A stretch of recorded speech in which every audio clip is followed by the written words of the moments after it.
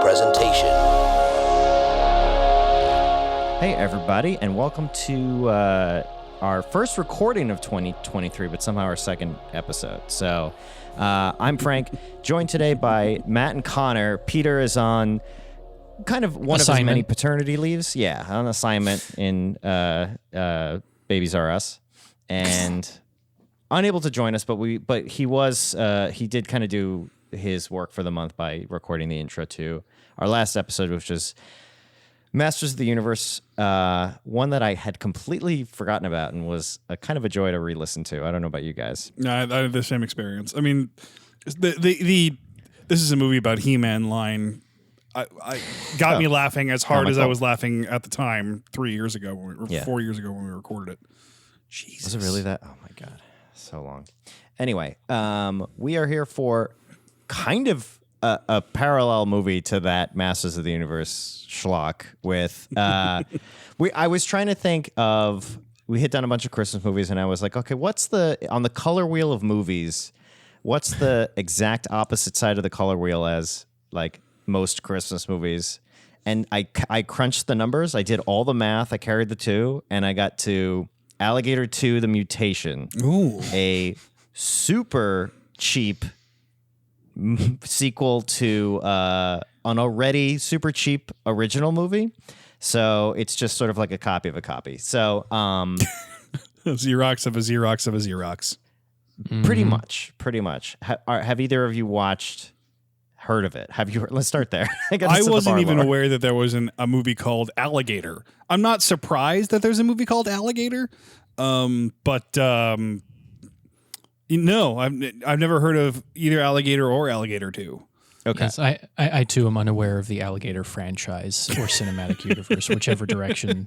Well, it ends here. Like it doesn't go terribly far. It takes one step, and there's no Alligator 3 in 3D. Come on, like you have to. No, that's like a legal obligation if you're going to make a schlocky. So we'll go into a little bit of the history. I don't know too much, but so I will say we're only watching Alligator 2, but the reason I kind of picked this movie is I've grown up watching both the Alligator movies. They're two of my favorite bad movies, and I've always heard that anyone who knows the movies thinks Alligator 1 is the good one, and 2 is like not even. It's like a cheap thing that was made. It's like full on bargain bin, Walmart, just not even worth sort of going into. And shadow of the genius of Alligator 1. Oh yeah, it's one of those. It's just one of those movies that like nobody who made the first one made the second one. It's not connected to the. It's just a cheap.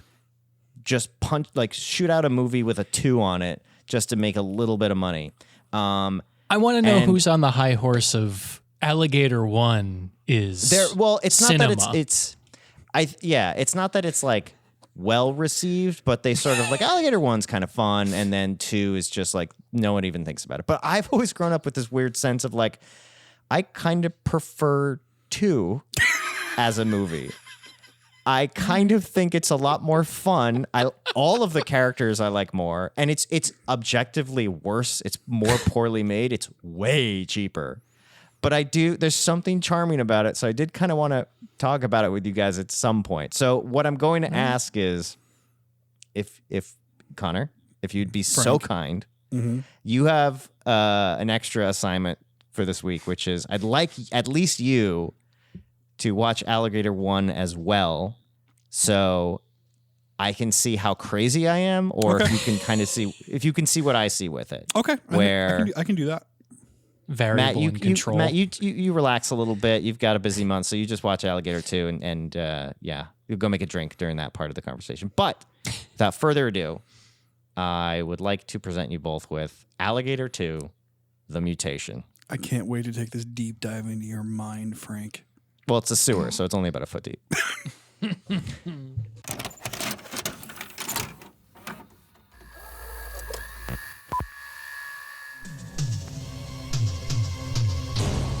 happened once before. It killed 17 people and terrorized an entire city. The experts said it could never happen again. But experts can be wrong. Well, there was a boot that washed up on South Shore this afternoon. Maybe somebody chucked it. Yeah, well, if they did it the hard way. The foot was still in it. Doc's right. This is a scissor bite, definitely animal. Alligators and crocodiles in the sewer, is that possible? One renegade cop stands between the corrupt politicians and a devastating massacre. Less than 24 hours, Vinnie Brown is going to turn the whole lake area into party town. We've got to stop him. If that alligator survived a body chemistry saturated with hormone-bonded adrenaline, it's no telling what it could be right now. It's a mutant. His home's been invaded. He's going to stake out new territory. That means a rampage, Hodges.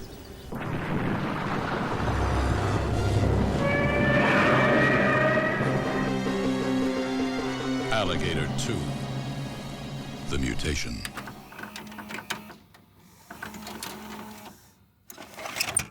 I gotta add the sound effect of a manhole opening because I feel like that is really where we're coming back from.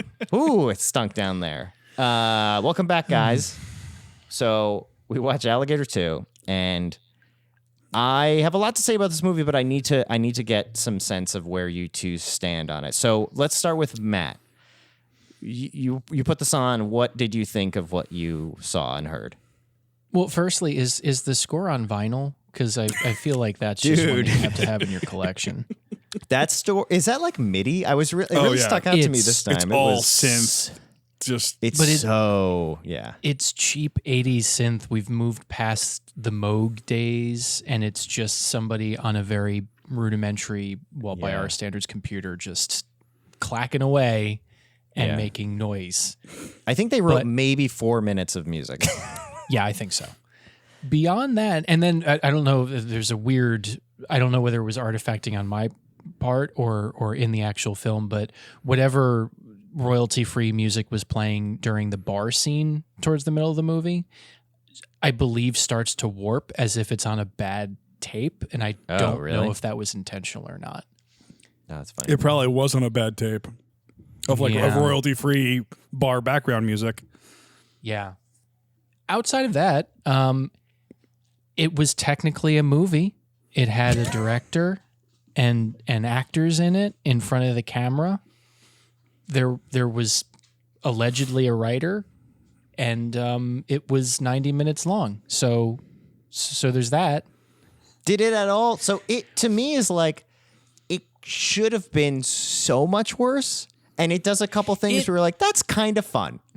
That's the problem. The problem I had with it is that it is actually it's competently technically fine. There's nothing to me truly bad or schlocky about it, but because it's not necessarily what I would classify as good, it just falls into a very boring category for most of it, because it's just things happening after things happening after things happening, and then the credits roll.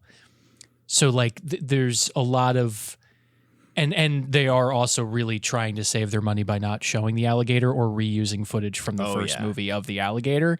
So there's probably, I don't know, a good 90 seconds of the alligator actually showing up in total throughout the film, and the rest of it is just people's marriages falling apart and municipal level corruption. That's really the heart of Alligator 2. Yeah. It's not about the alligator. It's about the fact that the real estate developers have the mayor in their pocket. Yeah, but in a high school but bully was Jaws level really way. about the shark, Matt? I suppose that's fair. Unfortunately, yeah. Well, no. Fortunately, in this case, well, no. That's yes. Fortunately, in this case, the metaphorical shark, which is the alligator, at least eats one of the antagonist people in the film, which we don't necessarily get for the other Jaws film. A fairly satisfying little kill, I will say. Oh, yeah. So, Connor, we'll get to Alligator 1, but let's just start with 2. So what did you think of Alligator 2? I was intensely charmed by Alligator 2, but I am... It's pretty charming. That's the thing. It's not good. It's also not bad. Not good. What it is charming. Yeah. And I am, as a person, as we've discussed in the show before, that spent a lot of time in the mid to late 90s, early 2000s watching the Sci-Fi Channel, I am primed to have all of my nostalgia nerves tickled by this particular movie. Matt, while you were saying it's a series of things that happen and then the credits roll, I actually think that formula of filmmaking is great and something we never see anymore, and we should bring it back. Because having a marriage breakdown in the middle of a monster movie, to me, is why you go see a monster movie. Like all of the background information about all of the background characters in any disaster movie, to me, are what makes the movie great. Not just because it makes the scenes where they die in whatever disaster thing more poignant, but the actual like experience of being with these people through their lives while they're doing stuff.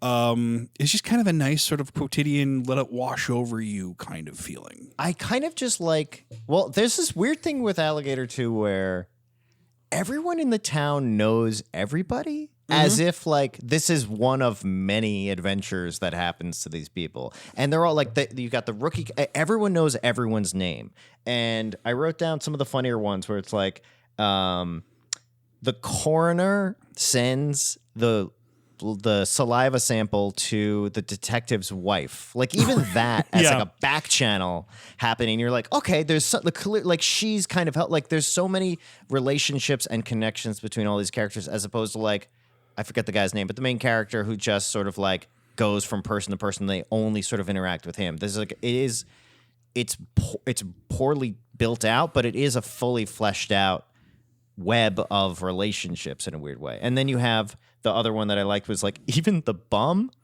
knows Hodges' name, the detective. Yeah. Even the bum knows him, and he knows him as a wino, as a legendary wino. It has the feel of a small town, but the backdrop of a mid-sized city. Of Los Angeles. They shot this in Los Angeles. They shot it specifically in Echo Park. Yeah. They shot in the tunnel and all that bullshit. Yeah. Well, but the lake, the lake of Alligator 2 is Echo Park Lake. It's just a lake in Los Angeles. I just assumed all that familiarity was an affectation of the movie being a sequel. None of these characters. We'll get into no. None of these characters are in the first movie. It doesn't even take place in the same city or state. We'll get into that. Okay. There's nothing. You know as much about these characters as we do at this point. But I'll say before we keep going, because no one else necessarily needs to subject themselves to this. Matt, give us a little bit of a backdrop of what is Alligator 2, the mutation? What happens here? The movie opens with some guys illegally dumping toxic waste into a sewer. We see there is an alligator down there that is starting to feed on things. It kills a couple of poor people that live in a neighborhood that's going to be bought out or trying to get bought out by real estate developers, which involves the cops. We have our solo Lobo protagonist played by Joey Bologna, and he is on the hunt to find out who's killing these people and why it's all happening. They find out it's an alligator. They know that there's something weird about it, and then they finally trace it back to the real estate developers, who are also, I guess, own some sort of a chemical company and have been dumping toxic waste into the sewer, which has mutated the alligator and turned it into a man-eating monster. So then our heroes have to get together with the Duck Dynasty stunt doubles to come down and try to fight off this terrible thing. Meanwhile, real estate developer guys trying to, much like the mayor in Jaws, continue to have his carnival 4th of July weekend so that he can buy houses from people and take over the neighborhood. Unfortunately for him, the alligator doesn't care about any of that, kills pretty much everybody involved, except somehow for Solo Lobo, who finally kills it with a bazooka in the sewer, which... Yeah. I don't have a problem with this. Yeah. I don't understand. Just go to Wikipedia and type in concussive blast. And that might illustrate some of my confusion with how that ends. That said, a perfectly fine explosion. Everybody that we care about, I think, rides off into the sunset, except for the mayor, who gets shot on a Ferris wheel silently, and either dies or has died in the arms of his daughter. It's very confusing, but that's the secondary to the fact that there's a mutated alligator running around. I do want to talk about that scene in depth when we get to it. We have to. So let me run through just to give a sense of all the all the pieces we're playing with here. You've got your main character is Hodges, the detective, who is Solo Lobo. He is a friend to the downtrodden in this city, who is mostly a Latino community. And everyone knows him. He's an old cop, but he's just living his best life. He ends up befriending a rookie cop who is brand new on the force. He's looking to sort of make a name for himself, and the rookie cop ends up getting in a relationship with the mayor's daughter, who it's a little bit of sort of like a poor farm boy and like a princess kind of thing they got going on there a little bit. The mayor, whose daughter that was, is in the pocket of the real estate developer who's dumping the toxic chemicals. The real estate developer is trying to get the leader of the Latino gang off of his parkland that is going to ruin the celebration he's throwing. The celebration needs to go off because he lets it go off because he's hired alligator hunters from Florida to help take out the alligator using a poison dart that Hodges' wife has designed to stab the alligator on the underbelly. Because she's a scientist lady. Who is a scientist lady who, they don't really go into details. She seems to know about animals a bit. I might have missed like an establishing shot of like what science building. It seemed like it was vaguely like a biochemistry. Like she could like look at a saliva sample and know it was a saliva sample. Yes. So basically, everything hinges on Vincent Brown, a very hateable villain. I like him a lot as a bad guy. He's so cheesy, but he's got that sort of. I think of Captain Love from Mask of Zorro. That just sort of like every line just oozes punchability. Yeah. Who, when he's not stealing land from people, he is at his. They call it a country club, but it seems to be a wrestling arena for the rich and powerful. Yeah, it's a pro wrestling den. I forgot about the fucking wrestlers. Did anyone catch who's in that scene? One of the wrestlers? I was looking at the cast list because I initially was trying to find out why Jack Wildman Armstrong was in this movie, because I was like, his literal photo in IMDb is clearly a pro wrestling photo, and then this scene happened. Did you catch somebody I didn't? I thought, isn't Oddjob one of them? I thought Oddjob was one of the guys in there. I Maybe don't not. think so, but yeah, that whole sequence itself is It's wild that they picked a wrestling. It almost got to the point where you're like, are they going to like be showing that he's rigged it to win money on? Like, you would think they're going to do that. It's 1991. Kayfabe is dead. Like, everybody knows by that point that pro wrestling is fixed. So for him to be trying to use it as a legit, like, I guess I don't know. But they also portray it as this like den of iniquity where he's like the mayor's like, I don't want my daughter in this place where people watch wrestling, I guess. Yep. Yeah. Which I personally took offense to, but that's beside the point. And Kane Hodder plays. Yes, he's one of the Duck Dynasty stunt doubles. Yes. He's the Bayou Boys. He's Hawkins' brother. Billy Boy. I missed that, but I also wouldn't know Kane Hodder by face. I wouldn't either. Yeah, I never put that together. But anyway, so that's the slew of characters. Also, want to just mention that Hodges' police captain is the mayor's daughter's godfather. Like, everyone is connected to every other character in a way, and you have all these mini scenes of people. So I do kind of want to live in this fictional city / small town. It's like it's like the town in the Truman Show, where it's like it's a small town, but it's also very dense. It's dense, and I just think a lot of people elevate what should be very cheap cardboard characters with very basic dialogue where it's like the mayor's daughter is excellent in this. I forget the actress's name. Let me pull it up.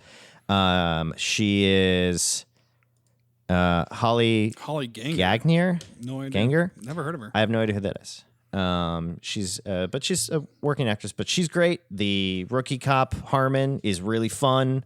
And we got to say Hodges. What's the guy's name? The main guy, Joseph.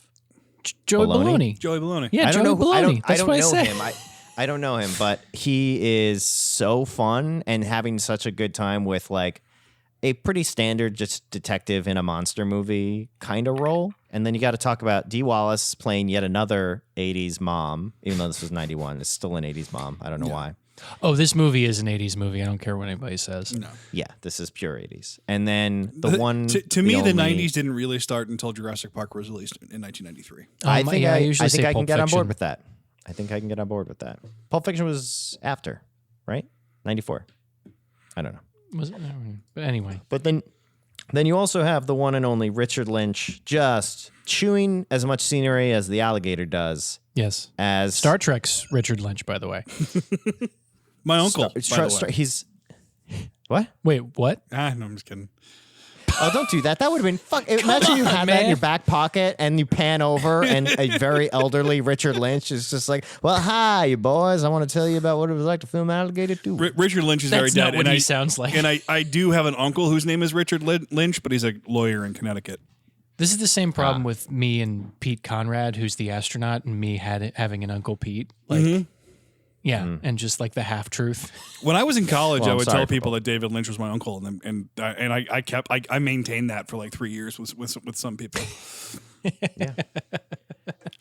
Who's just kind of like the classic Quint Hunter guy. Yes. He's having a blast, even though he's basically, he's got that thing where it's like, in a shitty movie, when they kind of like get the character actor who's like a little too above the movie, but does accept roles like that. And it's like, okay, you can do it, but like you get to have all the good lines, all the like, but because he gets all the good lines, his character is just kind of skewed and like top heavy, where he's just constantly saying things that are like too clever or like too poetic. The thing is built like an armored truck. The gator's soft at the belly, just below the jaw. But he'd have to get too close to it. She's right, David. Getting there's your problem. Look, if we have to, we'll find a way. How we all are. How we gonna ask that big dog to roll over so we can stick it, huh? How does this thing shoot? Not very good. You're gonna have to get real close with that puppy. In the water, it's dead on. Or don't pull the trigger. Exactly. He also shows up like once the movie's half over, Right. at least. Yeah. He shows up the night of, this is the weird timeline with this movie. The first night of the movie, they stay up the whole night. Like they call Yeah, it's Florida. still his birthday or something. Yes. Yeah. What is the whole time? movie takes place in like 36 hours or something. But anyway, they call the alligator hunters who are in Florida. They drive all night long, and the people that call them are still awake, hanging out when they show up to see what's going on. It's all one night. Are there any daytime scenes between when he has the well done steak and the carnival? Yes. They go to the next day.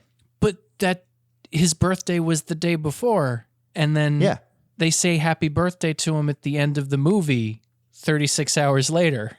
Because it's the next, I mean, it's close enough. You can say happy birthday. He's doing his All thing, right. getting his cigarette. Anyway. God. Well, to me, I think part of the magic of this movie is like all of the actors are these character actors that are way overqualified for this movie. That's true. Like if this movie had actors that were just sort of like handsome or pretty people, like in other B movies where it's just like you're being cast because you have a six pack or because you have big boobs but you can't really deliver the lines. That it would really drag this movie down. But the fact that they had the wherewithal to cast a bunch of people that could deliver, the dialogue's fine. It's not poetry, but it's also not like stereo instructions. No. But the fact that they hired a cast full of people that could deliver the lines more interestingly than some Hollywood wannabe, really elevates the material into something that's like again, charming. I'm gonna keep coming back to this word, charming.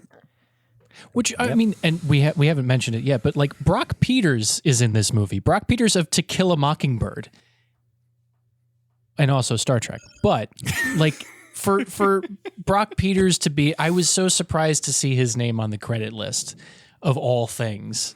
Like Alligator II, really? All right. I mean, hey, he's doing the standard like chief thing, but this is the last time. That's, I mean, that works. That works for me. I'm sorry. That works. Yeah, he's taking the stereotypical chief character and elevating it into something that is human, and I think that's what sort of makes this work. Like all of these very broad types, these character tropes, these archetypes get humanized in a way with all these characters, except for the guy that plays the villain. Vincent Brown. Yeah. But there's an intelligence there because you don't want that with him. You want him to turn into a monster. He's so hateable. He really is. The fact that he's a little short is also helpful, and whatever that is going on with that hair, that like only people in the 80s with ill-fitting suits had hair like that. Just a little too long and a little too receded. The business mullet, sort of like yeah, a little bit. Like it's built for like aerodynamics when going down for a new bump of cocaine. Yes, despite the fact that you're in a box business suit with no cut to it whatsoever. Yeah. Who has a henchman guy next to him who's... I liked him, the Russian guy. Yeah. I like him too. I did like the interaction where he makes fun of the alligator hunters, and then Richard Lynch just throws a fucking Bowie knife at him, and like he has to dive out of the way, like little stuff like that.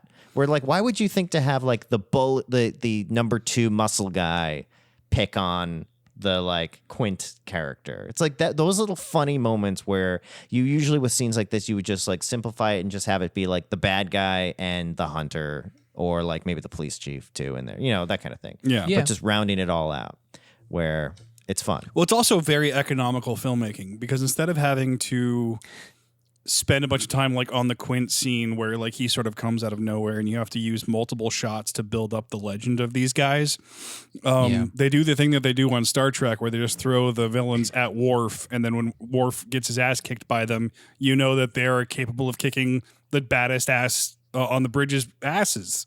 They're tough. They're tough bastards. Much. So they throw the Russian henchmen at him, and the Floridian alligator hunters can wipe the floor with him, and we know these guys are serious customers. Yeah. There is a lot of TV sensibility storytelling. Yes. with what they do. Yes. Which I do appreciate, because I'm sure when they made this, they're like, this is going to be this Saturday afternoon movie, so let's make sure that audience is going to be able to follow along. It's wildly cheap. The alligator is where it really shines, as far as like the alligator is really bad. I don't even know if they built a full alligator. My understanding is the alligator, I'm almost certain in most shots is either reused, and it looks like it in the carnival scene, they had like a foot-long alligator thing that they just put up right against the lens and would just like have pretend attacking people like you would do with your dog. There's like some forced perspective shots stuff, which is a bummer, because the alligator in Alligator 1 is really fucking good. The Alligator and Alligator 1 really does look good, and they do a lot of really good forced perspective stuff. It's not amazing. The shark in Jaws, as bad as it is still better than the Alligator and Alligator 1, but it at least, you really know, watching them back to back, you really notice how cheap this one is in comparison. And I was like legitimately disappointed, because I was like, oh, here comes a fucking alligator again. Because there was in my head canon, the impetus for making this movie was they found the alligator puppet from Alligator 1, and they were just like, well, shit, let's just write another movie around this prop that we found. And that was not the case, turned out. No, it looks bad. Like even the head doesn't look as good as the one from 1. And 1 doesn't look great, like I said. Like it's good and it's serviceable and it feels like it's an actual alligator that's not changing sizes. The texture on the inside of the mouth really was what killed it for me. Something's off there for sure. Yeah. As much as I was complaining about it, though, it did blow it up real good. It did blow it up real good. Blow it up. Yeah, it was a great explosion. But there's like, I don't know. I just really enjoy the little, like, it doesn't really take much because I love movies like this. I love little like monster movies with like a couple characters and like a very simple little plot and just those little touches of elevating it. There's a little scene where early on, Hodges is like by the lake, starting to get suspicious that something's going on, and he's just looking over like the file on some missing person. And there's like a woman who's selling stuff at like a storefront who's just kind of starts dancing over to him because the music's playing, and he starts dancing back as like a cute little like we don't even know him that well at this point, and he's just going along with like this music, and then the police chief shows up, somehow knows he's right there, and gets out and they have their little scene. But like that, you didn't have to add that. You didn't have to cast some person to be dancing right there. Yeah, it very much fills out that small town vibe that they're trying to go to. Which like I said, that part I have no problem with.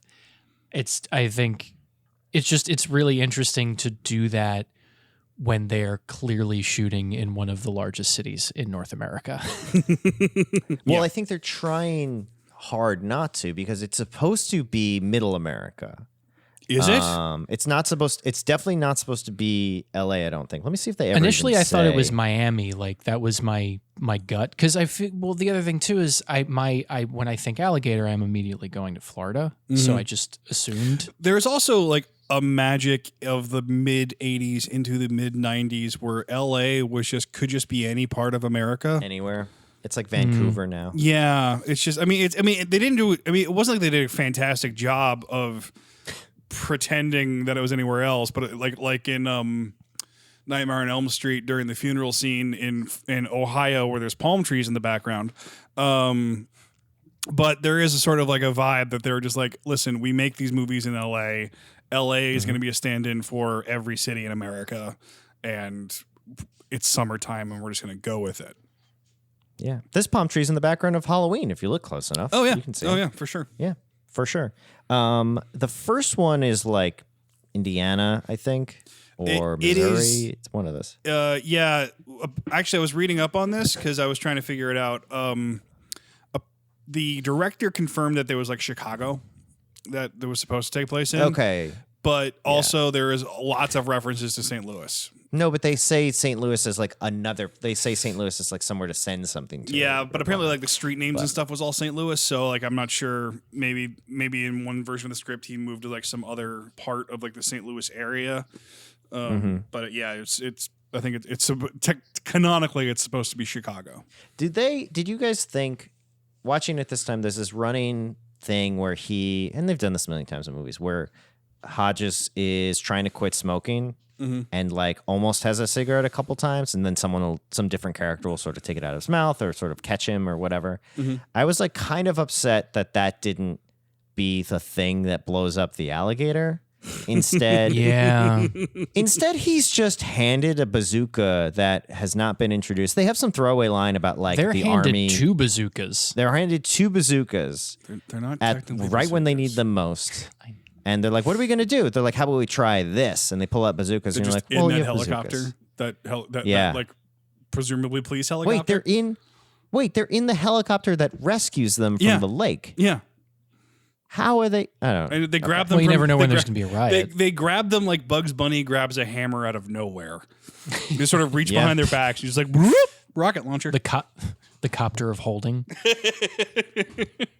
But yeah, they just blow blow it up with the bazooka. They go into its little den, which I like the den scene. I like the set. I mean, it's a cool sewery. I think that's sort of where it shines a bit as far as like the cheap production value, but still having sort of like this like swamp. The alligator like made a swamp in the sewer to sort of be its home kind of thing. I don't know how any of that happens, but there's a suggestion of that. My problem is, and this may just be an affectation of me having to watch it on YouTube, but all of the scenes that take place in the sewer or at night were barely visible to me. Like it was Game of Thrones long Really? night.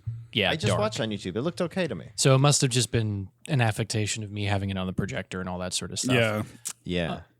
But, No, yeah. I thought honestly, I thought you were going to say the opposite, that it was too lit for a sewer. No, not at all. Yeah, no, I had trouble discerning things in the sewer scenes. Oh yeah, you might have. Yeah, calibrate. Throw up some color bars. And get a new lamp. It's a fun one. We don't have to go into crazy detail because there's not much to go into Right. except but there's little stuff like even the moment where the cop, the rookie, is chained to the toilet. What are you talking about? So, well, because if we were going to like sort of slow down, I needed to go in depth on how the third act of this movie turns into utter fucking chaos. Yeah. After the alligator eats the bomb, Yeah. almost directly afterwards, that's when E.T.'s mom shows up with the syringe of death. Yes. Which doesn't work, I guess. Which apparently, I don't know, doesn't work. But also, like, there's a line where he literally says, I love this Oh, line. I think I know what what you're you're saying. It's my favorite. Look, we think an alligator might have a huge bomb inside it. Will this stuff help explode it? I don't know, maybe, I guess. well, but it's also just like the stakes have got to go up. There's a gigantic alligator. It's eating people in the city. We can't find him. He's too good at hiding from us. We've sent SWAT teams through the sewers, banging pots and pans together to try to. You're thinking of one. Fuck. Am I? Damn it. Okay. I knew that was gonna happen. There was. We've been trying to track down this alligator. We can't find him. He's gigantic. He's been eating people.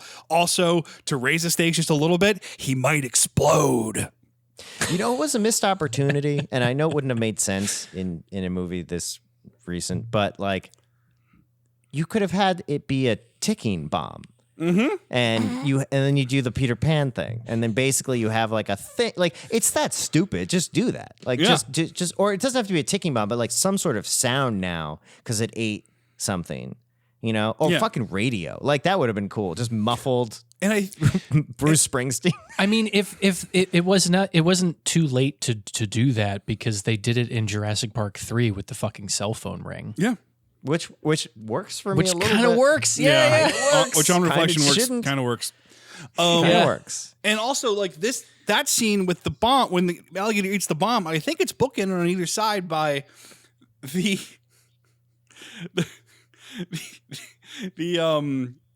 evil businessman murdering the chief of police in a car In broad daylight with the mayor sitting next to him. That's please, Connor, walk us through this scene because it's Okay. So, where are we? Where are we in the movie? We start with the Duck Dynasty Bros walking through the marsh of this not very large lake. You're going way back. Yeah. Trying to track down the alligator. They find I think they call it like future chemicals, like a barrel of future chemicals in the water that like burns them when they touch it. And then they run into the gigantic alligator, and things go awry. They barely escape. Kane Hodder is eaten. Richard Lynch does a great job of just panicking entirely and being utterly useless. Joey Baloney rappels down, gets him. They all sort of climb up to the top. And when they get up to the top, it's like the mayor's there, the chief of police is there, and the cast of the movie. The cast of the movie is standing there, right on top of the manhole. Yeah. And so, like, finally, after everything that Detective Hodges has gone through to get the entire cast of the movie to believe that there's a gigantic alligator, not just a regular like big alligator, but a gigantic alligator. Everybody's like on the same page. Okay, we have a gigantic alligator. We have to take care of this. Joey Baloney, you're in charge, says the chief of police. And also, I'm going to shut down this carnival that we are going to have because the villain of the movie wants to It's buy Lord everybody's Business's houses. big thing. He wants to throw this big carnival to buy up all these. I don't know how the carnival connects to the house plot. He's but attracting people to the booth at the carnival to sell their houses to him. to sell their houses. So he's trying to buy up all the land. His classic Lord Business tactics. So this is his. He needs this carnival to go off. Like he needs it to work. Yes. So the police chief says, "No, I'm shutting it down." So he gets in his car to drive to the carnival, presumably to shut it down. Then what happens? Well, and they're driving along, and the villain says, "Hey, Russian henchman, do the thing that you need to do." And the mayor is very confused. Says, well, what are we doing? It's okay, Mr. Mayor. Just calm down, relax, put your seatbelt on. The mayor's in the bad guy's car. Yeah. In the back seat next to the bad guy, driving, catching up to the police chief in his own car. Yes. Yes. And then they run him off the road. He flips the car and it explodes, and they just drive away. And he says, They don't even "Mr. check to see if he's dead. Yeah. And it's sort of like, "Mr. I mean, it Mayor, rolled a we're lot. on the same page on this, right?" And the mayor's like very somber about it. But it's absolutely bonkers insane. The look on the police chief's face as they're like swerving with him as he keeps driving is like, the fuck are these guys doing? Because up to this point, as bad as the bad guy's been, it's been hinted at, but like he hasn't outright murdered anybody. Right. Well, and also in the scene directly prior to that, he's sort of like, "You know what? You're right. The gigantic alligator is a problem that we all as a community need to come together and address. You have my full support." And then he murders which is actually kind of a cool turn. I didn't expect them to do that. Turn. Yeah. And it's well executed because I genuinely when they were following him, I was sort of like, are they going to do that? But he was just a nice guy about it. Holy shit. Turns out man is the greatest enemy. But the scene after the alligator eats the bomb and the stakes go up that much, I believe, if not directly after, shortly thereafter, is the Ferris wheel scene where they replicate the third man. Pretty soon. That's like the carnival night, yeah. Which now explain the Ferris wheel scene. Well, it's funny. Matt can take this one. Matt, it's your turn now. We've had sequences over the course of the movie of the mayor just being uncomfortable with the things that are happening, but going along with it because obviously he's getting paid to do this. He's being Chucky Finstered his way through the movie. So he's finally, after like several people have died and were murdered, has decided he's going to have a conversation with the bad guy on a Ferris wheel. So the two guys get on the Ferris wheel. And the mayor starts talking about how he's going to stop him. A small carnival Ferris wheel. Not Not like the one in London. No, like the third man, which two-seater. which this very much reminded me of. An open air two-seater. It's the kind of ones that recovering drug addicts pack together and like put up 2 days before the Lions Club Expo. Yeah. So he's telling him which is, this is a plot device all the time of the mayor's finally found his conscience and he's going to do something about it. But of course they're in a space where they literally can't. And then suddenly the bad guy tells him that he's obviously not going to, he's going to get away with it, and then shoots him, but I didn't hear a noise. Did you hear a noise? There is a noise, and it's a very generic, like off of a can muffled sound effects reel gunshot. It's like a pop. So the mayor bloodlessly slumps over, and the bad guy brandishes his very lovely, polished and floral printed, engraved pistol and puts it away, and then I guess somehow gets off of the Ferris wheel at some point. With the corpse of the mayor next to him? And nobody's like, hey, maybe this guy's responsible. Also, did you guys notice where on the 360-degree circle of the Ferris wheel I was going to ask. He murders the mayor. They were still going up, I think, right? No, they're starting to go up. He shoots the mayor dead at the very bottom of the Ferris wheel, right in front of everybody. Well, and apparently they let him walk away from it before they call the paramedics. Yeah. Because the next time we see the mayor is in the open doors of an ambulance so that his daughter can have a weepy goodbye to him. Again, unclear if he's dying or dead at that point.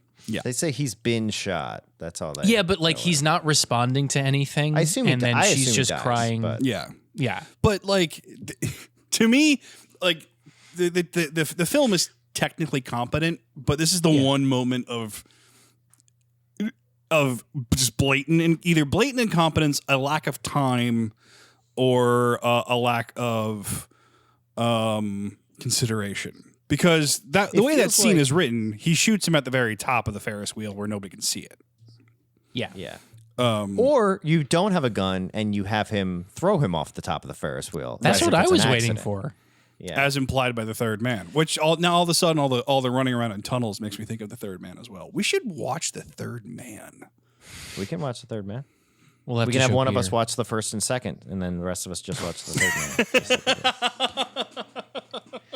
Speaking of which I was going to say, it's as good as time as any. It's the time of the night where I want to hear, Connor, what'd you think of Alligator 1? I found Alligator 1, similar to its sequel, incredibly charming. Yeah, it's fun. It's fun. It's a good movie. I am primed to enjoy a certain kind of schlock. And when this is certainly a certain kind of schlock, this is definitely sort of following the. It's sort of like a Jaws meets Chucky kind of situation, or in that like there's a cop who's trying to figure out a bunch of murders, and the murder happens to be an alligator.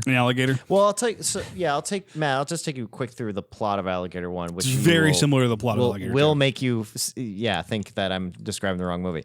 A police detective starts finding like body parts in like the waterways and the water treatment plants, thinks it's like a murderer. They start to realize it's an alligator, and they start to do like a citywide. Alligator 1 has like a way bigger budget, so they have a citywide, like all the police in the city they do Dark Knight Rises. The whole city goes down the sewer at one point. He goes down with like a rookie cop, and the rookie cop gets eaten alive like pretty early on in the movie. His love interest that he meets in the movie is like a herpetologist kind of person, like a lizard expert.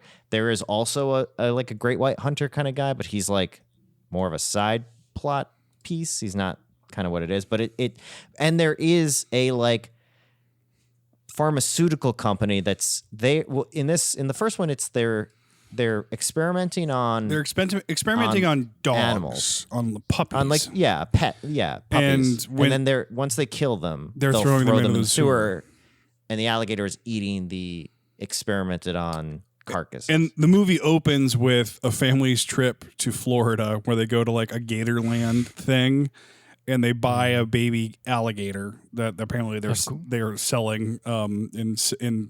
They do specifically say like the 1960s. There's a very specific reference to the Chicago riots during the Republican National DNC? Committee. Yeah, it was the Democrat. During the DNC. Yeah. So and the herpetologist character was the child that bought the baby alligator, and her father flushed it down the toilet, and then 20 years later, it's snacking on dogs that have been experimented on by science and turns into the giant alligator and wreaks havoc on. She never learns that it's the alligator. No. We know it because we've seen the opening scene, but she's just like, because you know the title of the movie. Well, yeah, but also just like that's the kind of shit that this era of movies, like, there's no reason to spend time on that, but it also doesn't hurt anything to spend time on that. Yeah. And it's a thing that movies today don't really do. And I don't know, for some, and it may just, it may be the difference in like watching a movie from 1980 versus watching a movie from now, but like, I don't mind it. I kind of like it. I like the way they spend the time.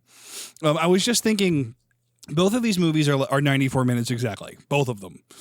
And neither of them feel that long. They both sort of feel like a 2 hour long movie. Like they don't clip in a good way. It's not like in and out, but yeah, exactly. It's like 2 hours, but in a good way. And you know, because they spend extraneous time doing this extraneous shit, like it feels more slice of life than it feels like padding time. Yeah. If that makes any so sense. Alligator 2 was 91 or 92. 91. And then Alligator 1 was way back in 1980. Yeah. So it's super old. But it's 1980 where it feels it's a 70s movie. Yeah. Like it's that early 80s that you're like this feels very 70s. So it's Disco it's isn't very in dead the vein yet. of Yeah. it's everyone's got that 70s sort of like hair that like you know. Oh yeah. But it's a good movie. It's just nowhere near as much fun as 2. 2 is like having a good time, and 2's funnier. Although one it's as like loose and I don't know about it. I might call it as much. No, it's not. It takes itself a little bit more seriously than Alligator 2 does. Yeah, I think so. But it's also fun. It's also very charming and a good time. Yeah. And Robert Forster's in it, and there's a running joke about how his hair is thinning, and it's very funny. Yeah, there's most of the movies pretty much like nothing stands out to me, but there's 2 scenes that I think are really cool and definitely like the money scenes of the movie. One is when they all go into the sewers. All the cops are in the sewers. They obviously don't find it. So where was it? So it goes to a certain other part of the city where a bunch of kids at night are playing baseball in the street. And just as they're about to throw like the pitch, they start to feel like an earthquake. And then the alligator bursts up from where home plate was, like smashes the concrete in like a really through a storm like, drain. Through a storm, like it just explodes out with a roar and comes out and wreaks havoc. And then you get some fun shots with like an from looking down on the street from like a roof with like an alligator walking past cars, but it's not first perspective. It's a smaller alligator with miniature cars, but you're like, that's a giant monster roaming the streets of a city. That scene's great. And then we have to talk real quick about, and no, Matt, you didn't see this, but we have to talk about the pool scene. Because that pool scene, do you not remember this, Connor? Because this gave me nightmares as a kid. Just quickly remind me of what happened. So I watched these both last night. So while all of the cops are sort of in the sewers, focused elsewhere, the alligator is just kind of like wreaking havoc through. It's kind of like the T-Rex in Lost raise World. the kid. Yeah. Okay, thank you. Yes. But, so there's fuck. just Working a his way random up scene. to it, damn Fuck, it. that's you saw this movie when you were a kid? I would have never recovered. Yeah. No, that's brutal. So what happens is it's a cutaway Some scene. say he to hasn't recovered to this day. To a family. That was yesterday, though. Happy birthday. So it cuts to a random family throwing a birthday party for their like 9-year-old kid. These are not characters we've seen before. So the party's happening inside. They have a pool out in their backyard. A couple of the kids, they're all like kind of dressed up in like pirate kind of gear. It looks like a pirate themed kid's birthday. 2 of the kids take the birthday boy out on the patio and they're like, you're gonna walk the plank. So they pick the kid up and they push him out onto the diving board. And as he stands at the edge, he's got a blindfold on. He starts to lift the blindfold and they turn on the light for the outside and the light in the pool goes off, the light under the water. Yeah. And immediately the alligator's right at the base of the diving board. And the kid sees it, but no one else can see it. And he starts screaming, but it's too late because the other kids push him in.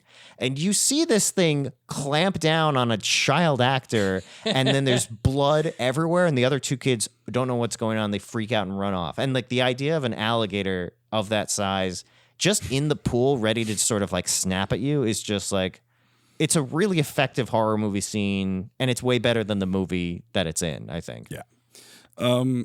And YouTube it. And I bet you all the comments will be like, this gave me nightmares. Yeah. No, Matt, on an evening where you don't know what to watch, I will solidly put my endorsement on Matt Conrad. Same. Should watch Alligator 1. The first alligator.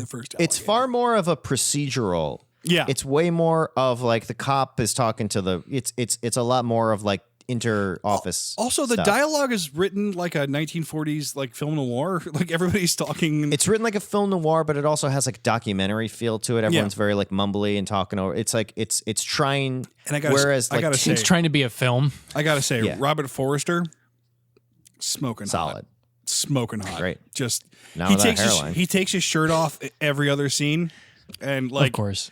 that's usually not my thing, but I gotta say, I would. And good Is that chemistry like- with the herpetologist lady. Yeah. She's good too. I've seen her in other stuff since, but It's very random when the chemistry pops up. Like they're just sort of like they kind of. It's not even like hate turns into love. They're just sort of like talk to each other, but then eventually they decide to have sex, and after that moment, it's pretty hot chemistry, I must say. yeah, they don't. Yeah, it's fun because they don't have the like kiss at the end of the movie after the alligator remains are raining from the sky. It's like they just fuck in the middle of the movie because they're adults, and then They're adults. yeah, it's Which fun is a one. weird And connection now that I'm thinking about it, because Robert Forster was in Medium Cool, which is the movie that was shot in the middle of and about the riots during the 1968 Democratic National Convention. maybe that's why. But It could be. I will say the only interesting tidbit about Alligator 1 I think is worth mentioning is it was Bryan Cranston's first credit as a production assistant on that. And that is also the reason that Robert Forster came to do the last season of Breaking Bad as the guy who helps hide Walter White in the Alpine. That's actually cool because a movie I made, Changeover, like a documentary that I made years ago, was in a film festival, and it was a short film thing, and it ran alongside a movie this guy had made. He was a PA on a movie, I think in New Mexico. They were working on something, and they were rained out for like a week. Like this like storm blew through, and they couldn't shoot. So Bryan Cranston basically had like a contest where he was like, I'm gonna take scripts, and whoever has the best script, I will be the main actor in your little in a short film. We'll use the resources we have here to shoot it, and we'll just make something while we're waiting for this weather to pass. So like after my little movie about a drive-in movie theater in Pennsylvania was done, fucking Bryan Cranston was on screen apropos of nothing in this like very dreamlike short film that was actually quite good. That's great. So Bryan Cranston's a pay it forward kind of guy. From such humble beginnings as Alligator. We all got to start somewhere. Yeah. That's Alligator true. one's That is fun. very true. There's also a like villainous pharmaceutical company guy, but he's There not has as to be, fun. yeah. Broad strokes. He has the elements are familiar. They just sort of are similar. They just sort of fit together in a different way. Yeah. But I will say now knowing both of them, this is really the quintessential question, which is like, okay, 50 years from now, which of these will you have watched more times? I'd actually say Alligator 1. Really? Yeah, Alligator 2 is very charming in that sort of like I watched this movie once that one time and I found it very charming kind of way. Alligator 1 I think has just more going for it. It also might benefit from being just a little bit older. Like it looks like a movie that was made before I was alive. And Alligator 2 feels like something I would have watched on TV on the Sci-Fi Channel. And they both have elements that elevate the material above what it is. And they both deserve a lot of respect for that. But Alligator 1 has just sort of more of a technical mastery over like the alligator puppet, over the way the scenes are constructed, the sheer number of extras they could afford. And also Robert Forster is a much more compelling person to watch on screen than Joey Baloney. Is that actually his name, Matt? Can you, It's Joe Baloney, but that's, okay, cool. Bologna. Yeah, but that's what it is. It's okay. the I Bologna just region. wanted to double check because when I read it, having never heard it said out loud, I thought, is this man's last name Baloney? Is that the proper way to pronounce that? And I'm sure he'd say Bologna, but like it's Joey Bologna. Right. Come on. Gotcha. Okay. Because it's the region of Italy that, Gotcha. which you can tell that he's very Italian when he's acting. Yeah. I do like that Alligator 2 tried to say something about race. I do too. Yeah. Yeah. Kind of. And I like the ending scene. It's oddly like emotional for like when they come out of the sewer. It's like played way too straight and serious, but It's fun. Solo Lobo. Can we talk about the Solo Lobo thing? What is? I don't know what that is. I think they're vaguely trying to say lone wolf. They're trying to say lone wolf, but it's in Spanish. The adjective comes after the noun. Yeah, but it doesn't sound as good. Lobo Solo. Yeah. But basically, what the thing is like he multiple times in the movie some Latino person is struggling with some part of the bad guy plot. And then he walks over and they always know his name. Every single fucking person in this movie knows his name. And he knows where they live. He knows their family, all these people. He's basically like, his jurisdiction is the downtrodden. Right. And to the point where like, it's even like the one person you think he doesn't know is like when the gang comes up to him, but then they're like, all right, we got to talk. Like, it's like they have a relationship already. Who I think that guy's a lot of fun. I wish he got to do a little more. That scene where he kind of protects the gang from the big villain with his like little Walther PPK. Mm-hmm. Yeah. And then kind of like disarms him and sicks the gang on him. He's just like, go get him. Yeah, that was great. And then Richard Lynch gets probably my favorite line, which is after they watch like the bad guy get absolutely eviscerated by the alligator.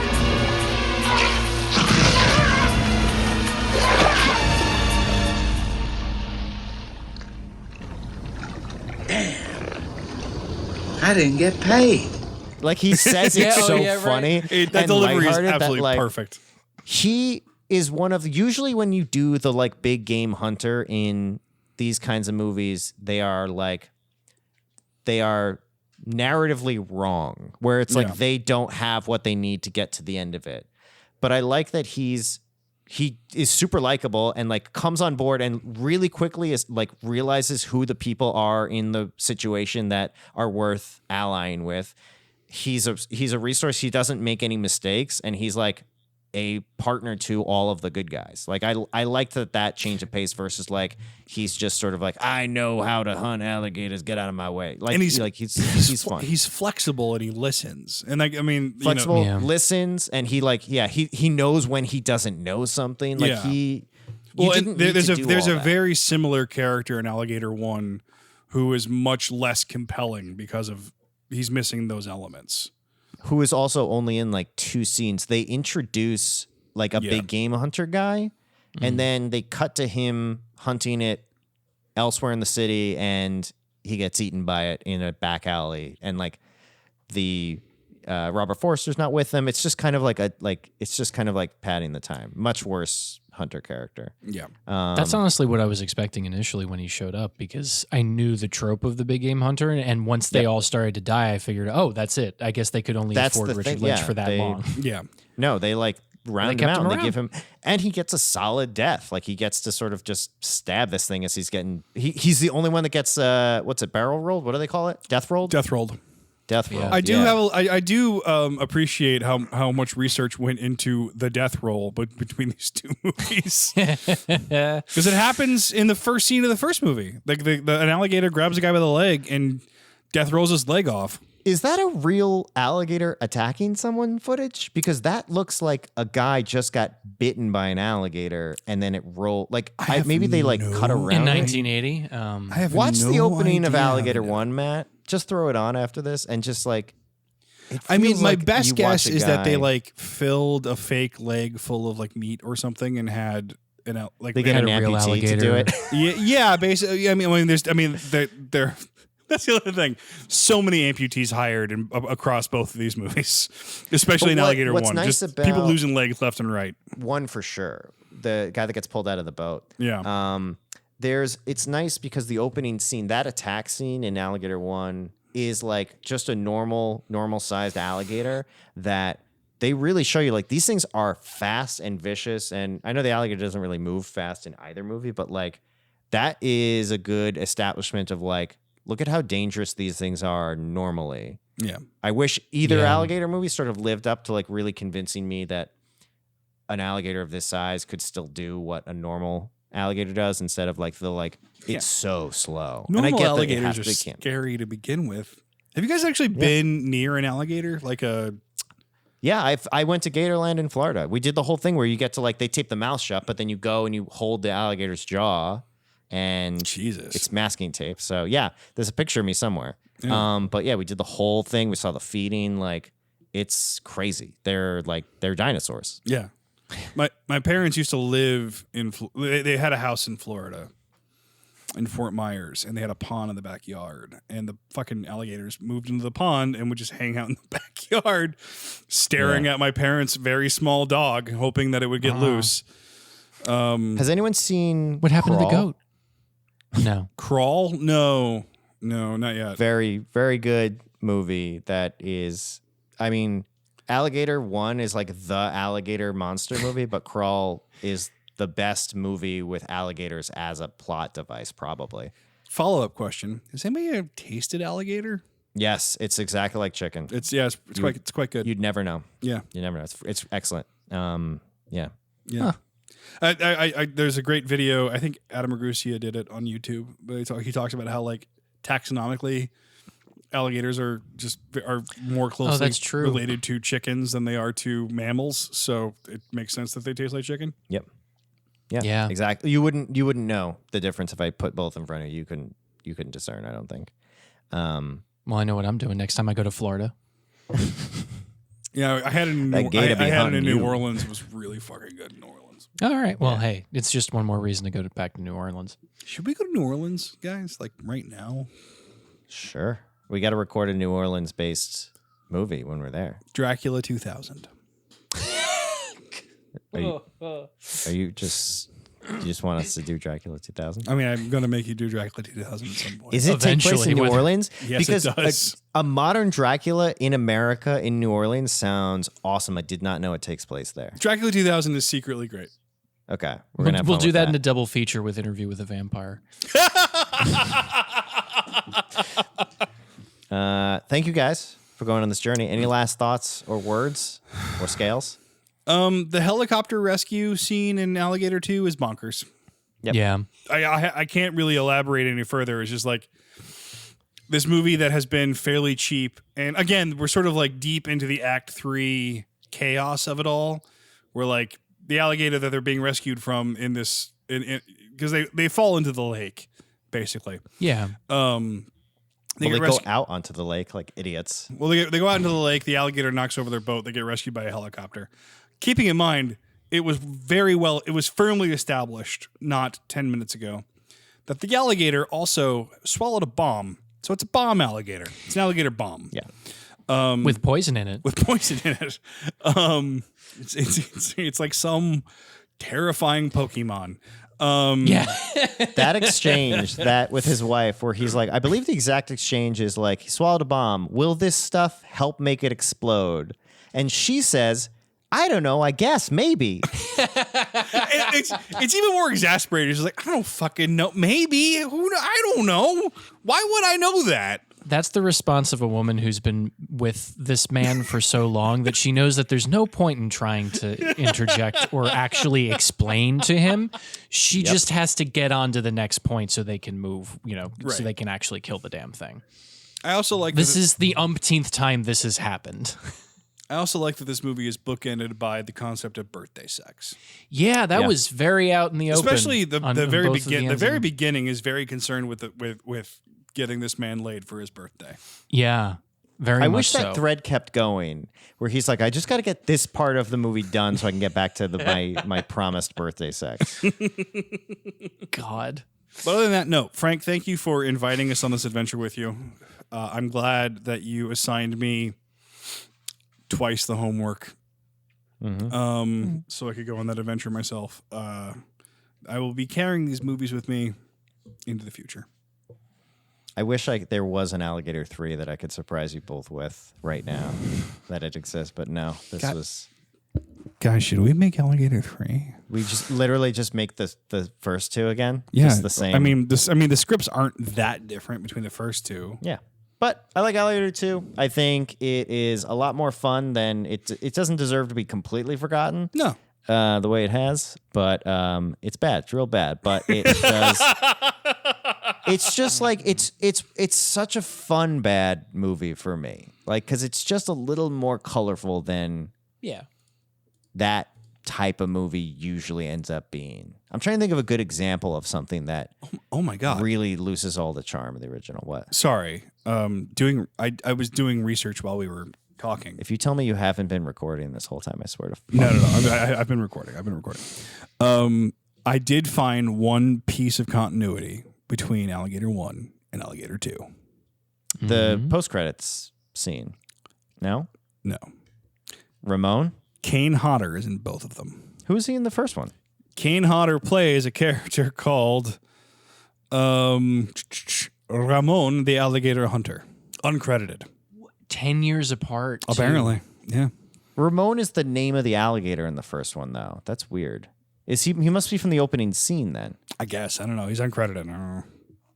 I was just looking through and it caught my eye. Kane Hodder's in both of them. That's weird. Because there's Ramon the wrestler in the second one, which is a nod to the name of the alligator. Ramon is the name of the alligator the way like Bruce is the name of the shark in Jaws. Oh, okay.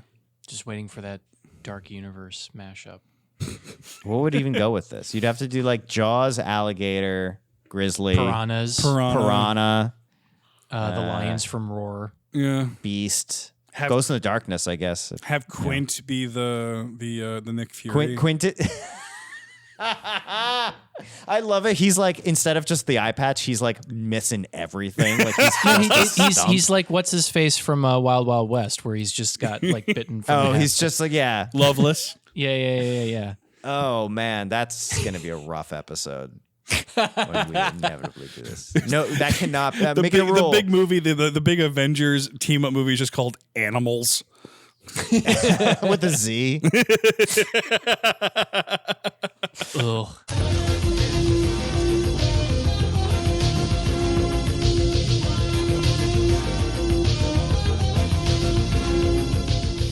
Friend of a friend said they're shooting a movie in LA and they need production assistants. So I said, oh, maybe that's a new path that I can take. I'm tired of being an extra and I want to learn something new. So I applied and basically I was alive and willing, so I was hired. And it was Alligator. It was a job. It was a way for me to get out there and to learn something new. And they put me in the office, in the production office. And I was currying envelopes and other boxes of whatever to the set, back to the office, to the set, back to the office, to the set, back to the office. It was really boring, and I thought, I'm not really learning anything this way. And then it was miraculous because someone stepped into the office, and it was an assistant in the special effects department. And it came in and talked to the production manager and said, we need someone else in special effects. And I happened to hear that, and I turned, and I said, I'll do it. I'll do it.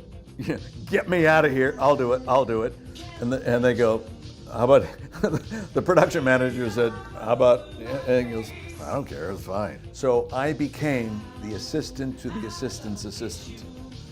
I'm not kidding. I was that far down the totem pole, and I was the least experienced, but I guess the most willing.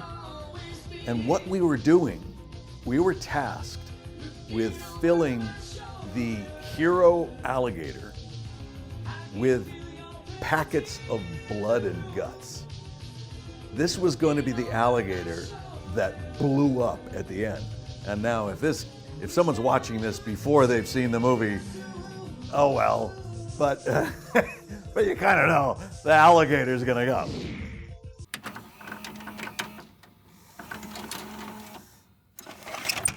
Damn. I didn't get paid.